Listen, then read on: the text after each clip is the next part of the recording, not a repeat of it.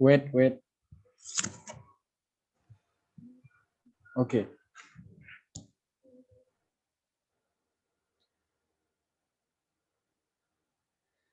Assalamualaikum warahmatullahi wabarakatuh. Excuse me, good afternoon. Here we will present the result of our discussion. We discuss about the pandemic effects in Indonesia in transportation. This group member. The first is me. My name is Muhammad Rizky Ramadhani. The second is me, Renny Rahayu Nadhirah. And then me, Rizky Satrio Wibowo. and then me, Satrio Aditya Kristanto. And then me, Uswatun sholekhah. And the last is me, Wahyu Irsyam. Okay, we will start the discussion. Of course, because this pandemic has a lot of impacts on society, both positive and negative impacts. Here, I will first discuss about the negative impact. The first is decrease user of public transportation. Of course, because this pandemic has made many people afraid to leave their homes because the governments appeal to stay at home. Therefore, has an impact on transportation user or passenger, like train station, terminals, port, getting quieter and decreasing in intensity. The second is decrease in transportation income, especially the operator. This is still related to the first impact because people do not use public transportation. This is course make operator income is decreased. This is due to a decrease in ticket and other service like food and other. The third has an effect on tourist attraction. Because of this pandemic, tourist attraction are also empty of the visitors. The essence of this negative impact is the economic downturn in Indonesia. Because many things have decreased economic capacity and income due to the effect of this pandemic, like in the industry like PHK and others.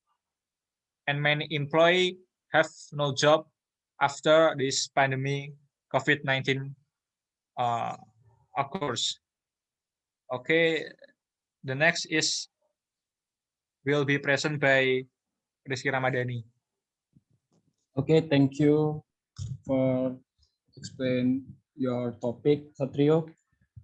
Besides having a negative impact for transportation, this corona pandemic also has a positive impact among like them. The first one is uses of online transportation service increase.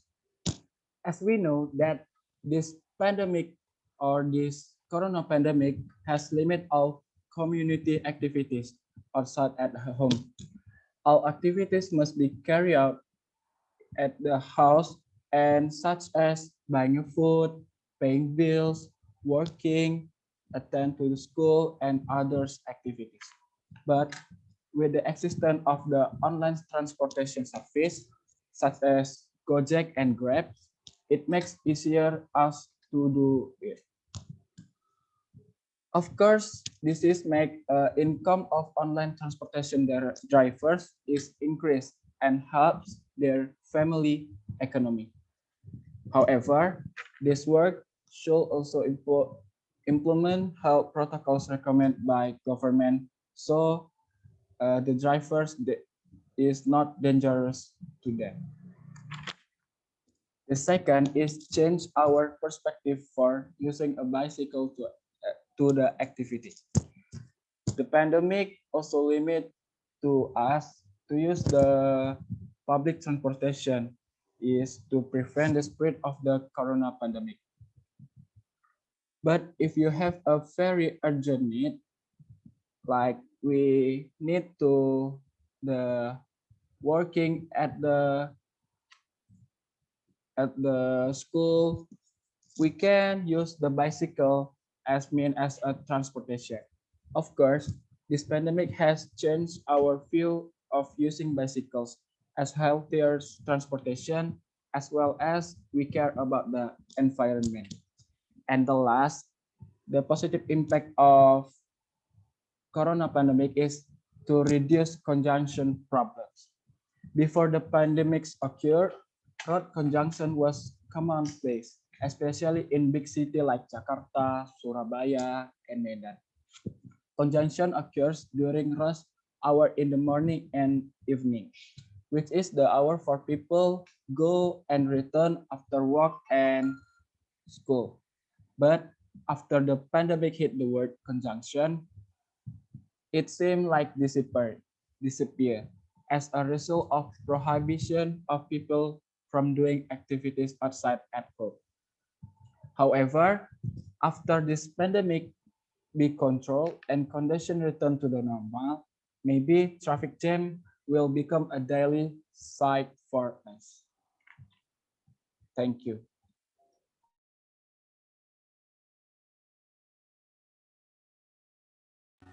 Okay, there is the government police. This is a government solution in overcoming COVID in the transportation sector. The first is work from home. As we know, not only work from home, but also school from home too. Work from home and school from home policy greatly affect the transportation sector because with work from home, school from home reduce the use of this type of transportation. This policy prevent the coronavirus from spreading. The second is provide facilities for preventing the spread of COVID in public transportation places. Additional facilities at several places, particularly at transportation service points such as stations, terminal, and airport, as we see.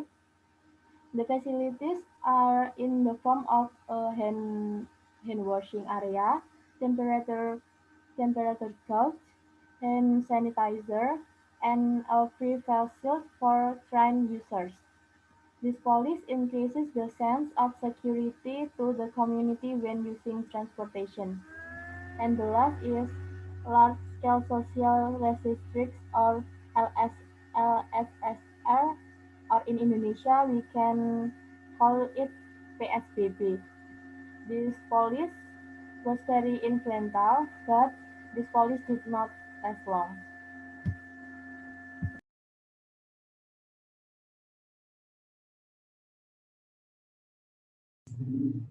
Government policy part 2 is prevention action by government.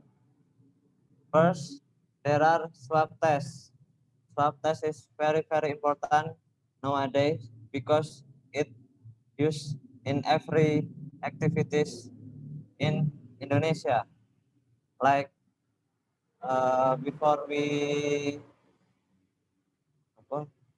go to out of city, we need to swab test. Before we had a test, we need to swab test to ensure our safety is okay. And then there are vaccination. Vaccination is to make our immune is strong and make uh, prevention to people so we can get the virus. And vaccination is given to uh, front guard like medis and other job like service job and police, soldier, and in education job is wanted vaccination. So This is very important for them to enjoy their work. So next will be present by Wahyu. Okay, thanks for the time. And there is the slide of hopes from the government. First is government hope to obey to passenger are expected to obey the medical protocols.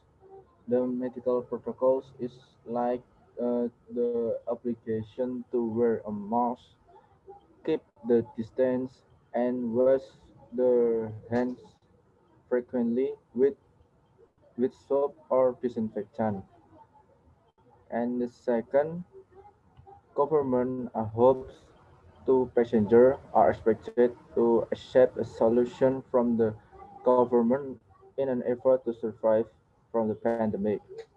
The solution or recommendation in question, such as a work from home, and then let's scale social restriction or in Indonesia pembatasan sosial berskala besar or PSBB, and then conducting a COVID test. It's like a rapid test or swab test and taking vaccination.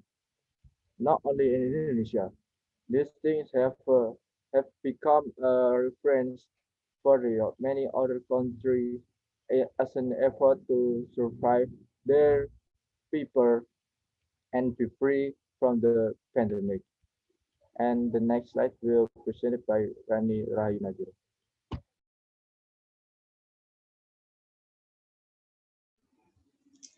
And then the next, behavior change in response to the COVID-19 outbreak. The first, change in healthy living behavior. The COVID-19 outbreak has made the public more aware of the vulnerability of humans to disease. Therefore, a healthy lifestyle will change for the better. By consuming a balanced, healthy diet, exercising and sleeping regularly, checking your health more regularly, maintaining cleanliness, and consuming supplements to avoid it. And then the second relate to the use of technology or digital. In addition to healthy living habits, people behavior has also changed in the era of COVID-19 in the use of technology, especially digital technology. And then the third, consumer behavior will choose a simpler life by only buying the items needed in the amounts that suits your needs. Apart from considering becoming vegetarian, people will also be more environmentally friendly and as much as possible recycle or repair or donate goods. And then next, work behavior. COVID-19 has had a significant impact on the business world, resulting in employees being dismissed or laid off or working from home. Entrepreneurship behavior develop more in society. They creatively sell various types or of goods or services that are really needed by other people. Many offer as delivery service and even virtual tour service. And then the last, social behavior. Helping behavior such as providing soft lunch and donation as well as other donation was quite developed in the community during the COVID-19 outbreak, not only in the upper middle class, but ordinary people also realized the importance of helping others, for example, providing free food or other basic necessities. And thank you.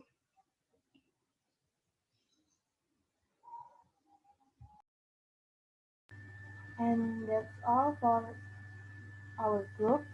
Thank you. Wassalamualaikum warahmatullahi wabarakatuh. Waalaikumsalam.